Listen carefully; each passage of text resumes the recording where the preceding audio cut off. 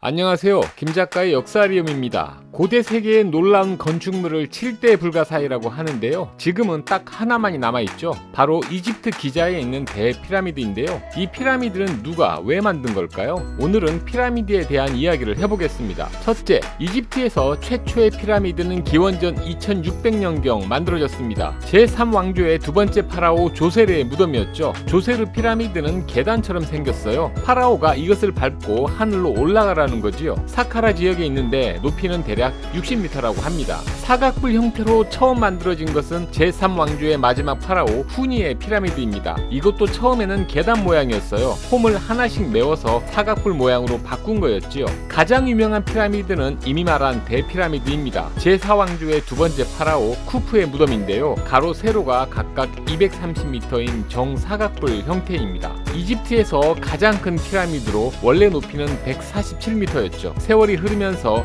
윗부분 10m 정도가 깎였다고 하네요.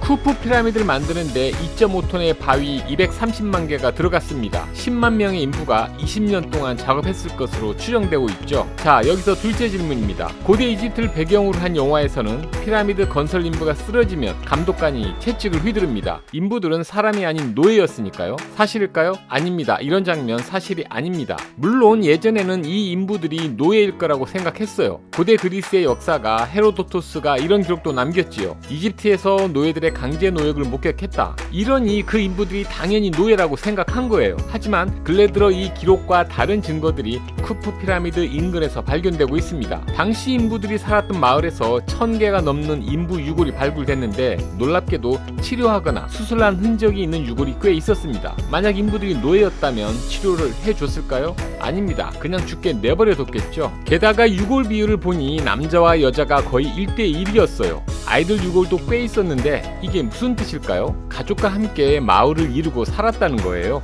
인부들의 풍속을 기록한 석판도 발견됐습니다. 임금 인상을 요구하며 태업을 벌였다는 이야기, 어떤 인부가 전날 과음해서 출근하지 못했다는 이야기도 눈에 띕니다. 만약 인부들이 노예였다면 이런 삶을 살 수 있었을까요? 자, 결론입니다. 피라미드를 건설한 인부들은 임금 노동자였지 노예가 아니었습니다. 셋째, 피라미드가 모두 무덤은 아니라는 점입니다. 쿠프의 아버지이자 제4왕조를 건설한 파라오 스네프루, 그의 피라미드는 최소한 3개가 넘습니다. 시신을 쪼개서 매장한 게 아니에요. 어떤 피라미드는 부장품 하나 없다고 합니다. 가짜 무덤인 거죠. 왜 그랬을까요? 여러 학설이 있는데 일자리를 늘리려고 그랬다는 주장이 가장 주목받고 있습니다. 나일강이 범람하면 농사를 지을 수 없고 농민은 실업자가 됩니다. 이를 방지하기 위해 강이 범람할 때 피라미드를 건설했다는 거죠. 그러니까 일자리 창출을 위한 국가 프로젝트였던 겁니다. 넷째, 피라미드가 가장 많은 나라 또한 이집트가 아닙니다. 현재까지 이집트에서 발굴된 피라미드는 약 90개. 하지만